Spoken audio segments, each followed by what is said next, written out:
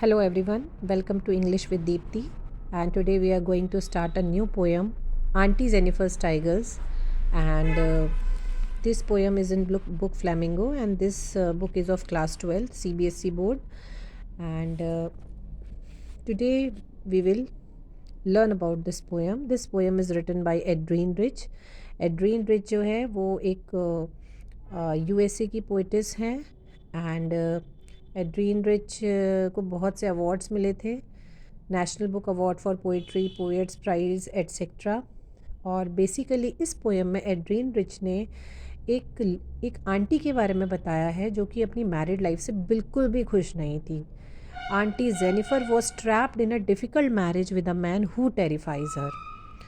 और किस तरीके से आंटी जेनिफर जो है, जैसे कि हमें टाइटल से पता चल रहा है कि आंटी जेनिफर के टाइगर, तो ऐसा नहीं है कि उसने कोई टाइगर पाले हुए हैं।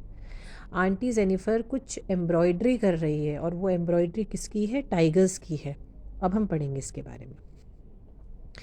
Aunty Jennifer's tigers prance across a screen. Aunt Jennifer के जो टाइगर्स हैं दे आर प्रैंस। प्रैंस का मतलब होता है जंप, अक्रॉस का मतलब होता है from one side to other, a screen, screen का मतलब होता है पैनल। तो जो आंटी जेनिफर है, what she is doing, she is doing some kind of embroidery in a panel, and in that panel aunty Jennifer was making tigers। ठीक है, और उन टाइगर्स को वो कैसे शो कर रही है कि वो जंप कर रहे हैं, वो प्रैंस कर रहे हैं from one place to other. ठीक है, अक्रॉस अ स्क्रीन, स्क्रीन का मतलब होता है एक पैनल। पहले के टाइम पे क्या होता था, जब लेडीज़ एम्ब्रॉयडरी करती थी तो एक राउंड फ्रेम आता था, उस पैनल पे एम्ब्रॉयडरी की जाती थी। तो she is making some kind of tigers in that. Bright topaz denizens of a world of green. Now how those tigers are looking, वो टाइगर्स कैसे दिखाई दे रहे हैं? वो टाइगर्स, ब्राइट का मतलब होता है चमकदार, टोपाज का मतलब होता है एक एक स्टोन होता है येलो कलर का, जिसे हिंदी में हम पुखराज बोलते हैं।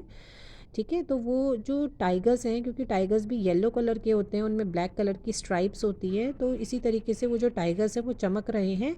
And denizens of a world of green, denizens का मतलब होता है रेसिडेंट्स ऑफ, ड्वेलर्स, वो कहाँ के रहने वाले हैं? Tigers of a world of green. World of green का मतलब है फॉरेस्ट की, क्योंकि टाइगर जो होते हैं कहाँ पाए जाते हैं? फॉरेस्ट में ही पाए जाते हैं। तो कहने का मतलब ये है कि जो आंटी जेनिफर है, उन्होंने एक पैनल पे एक ऐसा सीन बनाया है जिसमें कुछ ग्रीनरी दिखाई दे रही है, and we can see some tigers prancing across a screen, means prancing from one side to other into a panel.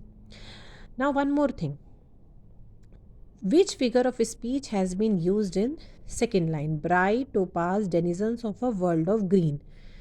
कौन सी फिगर ऑफ स्पीच यूज़ हुई है यहाँ पर? यहाँ पर टाइगर्स को कंपेयर किया गया है ब्राइट टोपाज के साथ, पुखराज के साथ। ठीक है, लेकिन कंपैरिजन बिना लाइक और बिना एज के किया गया है। जब हम लाइक और एज लगा के करते हैं तो सिमिली होता है, लेकिन जब बिना लाइक और एज के लगाते हैं तो मेटाफर होता है। तो यहाँ पे सेकंड लाइन में जो फिगर ऑफ स्पीच है वो मेटाफर है। They do not fear the man beneath the tree. They यहाँ पर टाइगर से है, डू नॉट फियर, उनके जो टाइगर्स हैं, आंटी जेनिफर के जो टाइगर हैं, वो किसी से भी नहीं डरते हैं। द मैन, उस आदमी से भी नहीं, उन आदमियों से भी नहीं। बीनीथ का मतलब होता है अंडर द ट्री, जो कि पेड़ के नीचे खड़े हैं। तो शायद पेड़ के नीचे कुछ हंटर्स भी हो सकते हैं। ठीक है, दे पेस का मतलब होता है they move, they run fast. In sleek का मतलब होता है शाइनिंग, और शाइवेलरिक का मतलब होता है ग्रेसफुल। ठीक है, शाइवेलरिक का मतलब होता है जो ब्रेव हो, जो ऑनरेबल हो। एंड सर्टेनिटी, सर्टेनिटी का मतलब होता है कि शाइवेलरिक सर्टेनिटी का मतलब है कि they, the tigers of aunt Jennifer's, they are moving gracefully with confidence. ठीक है, with honour, they are brave, they are not afraid of anyone, वो किसी से डरते नहीं हैं। देखिए, यहाँ पे पोएटिस हमें क्या बताना चाह रही है? यहाँ पे पोएटिस हमें ये बताना चाह रही है कि जो आंटी जेनिफर है, उनके जो टाइगर्स हैं वो फियरलेस हैं, वो किसी से डरते नहीं हैं। लेकिन ये बिल्कुल उल्टा थी जो आंटी जेनिफर की खुद की लाइफ थी। आंटी जेनिफर जो थी, she was trapped in a difficult marriage, वो एक डिफ़िकल्ट मैरिज में फंसी हुई थी। तो शायद वो भी कहीं ना कहीं टाइगर्स की तरह ही ब्रेव बनना चाहती थी। वो मतलब एक तरीके से हम कह सकते हैं कि वो एस्केप है। ये एक पोयम एक एक एस्केप है एक दूसरे वर्ल्ड के लिए, जहाँ पे जो आंटी जेनिफर हैं वो एक मतलब दिखाना चाहती हैं कि yes she also wants to be like tigers, but ऐसा रियल में है नहीं। क्यों नहीं है? Because this poem was published in 1951, और उस टाइम पे जो डिवोर्स था अनएक्सेप्टेबल होता था सोसाइटी में। ठीक है। Now aunt Jennifer's fingers fluttering through her wool. Aunt Jennifer की जो फिंगर्स हैं, फ्लटर का मतलब होता है वो मूव कर रहे हैं थ्रू हर वुल, जो जिस वुल से वो एम्ब्रॉयडरी कर रही है उससे मूव कर रहे हैं वो। Find even the ivory needle hard to pull. Find even the ivory. Ivory क्या होता है? आइवरी एक जो एलिफेंट के टस्क होते हैं, जो हाथी के दांत होते हैं, पहले के टाइम पे क्या होता था, उससे बहुत सारी ज्वेलरी बनाई जाती थी, बहुत सारी चीज़ें बनाई जाती थी। ठीक है, अब तो पोचिंग में आ गया है, ऐसे अलाउड नहीं है ऐसे हाथियों को मारना, लेकिन पहले के टाइम पे ये चीज़ें बहुत कॉमन थी। Find even the ivory needle hard to pull. तो वो जो नीडल बनी हुई थी वो आइवरी की थी, and she was I mean it was difficult for auntie Jennifer to pull that needle. उस नीडल को पुल करना उसके लिए बहुत डिफ़िकल्ट था। क्यों था डिफ़िकल्ट? द मैसिव का मतलब होता है heavy weight of uncle's wedding band, क्योंकि उसके हाथों पर किसका वेट था? अंकल के वेडिंग बैंड का। Now what this wedding band means? ये वेडिंग बैंड कुछ भी हो सकता है, this could be an engagement ring, this could be a bangle. ठीक है, लेकिन यहाँ पर एक सिंबॉलिक मीनिंग दिया हुआ है कि वो अपनी मैरिज की रिस्पॉन्सिबिलिटीज़ में बहुत ज़्यादा दब चुकी थी, क्योंकि अंकल की जो वेडिंग बैंड अंकल ने जो उसे पहनाया था वो उसके वेट के नीचे दब चुकी थी, उसके पास बहुत सारी रिस्पॉन्सिबिलिटीज़ थी। ठीक है, that is why it was difficult for auntie to pull that needle. ठीक है, sits heavily upon auntie Jennifer's hand. और वो जो वेट था वो आंटी के हाथों पर क्या था? हैविली बैठा हुआ था, इसलिए she was unable to pull that needle. Now देखो, बेसिकली यहाँ पर जो एड्रीन रिच है उन्होंने एक ऑप्रेस्ड वुमेन के बारे में बताया है, और जो थीम है वो इसको हाईलाइट करती है कि जो कॉन्फ्लिक्ट्स होते हैं, जो इश्यूज होते हैं, जो स्ट्रगल्स होते हैं that the women has to face in the male dominating society.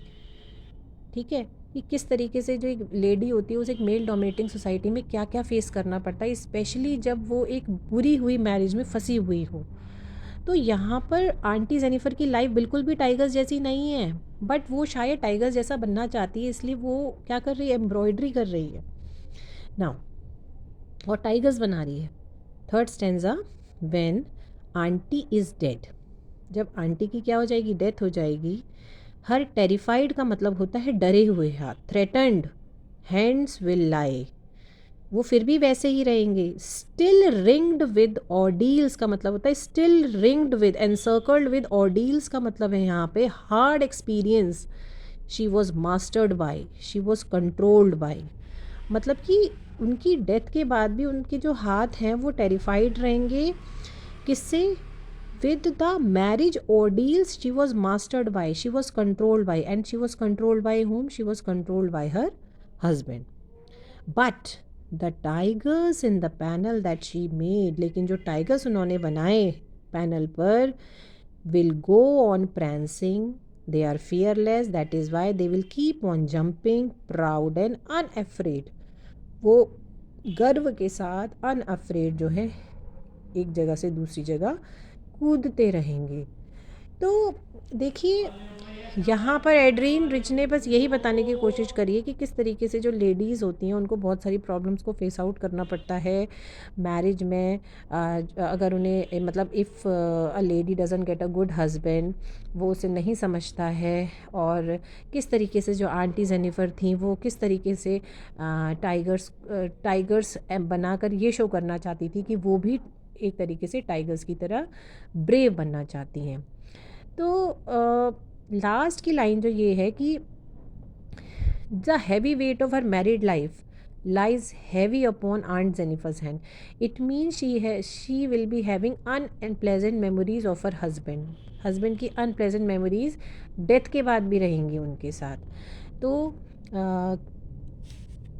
Theme जो है वो हाईलाइट करती है कॉन्फ्लिक्ट्स को, इश्यूज़ को, स्ट्रगल को, जो कि एक वुमेन को देखने पड़ते हैं एक मेल सोसाइटी में।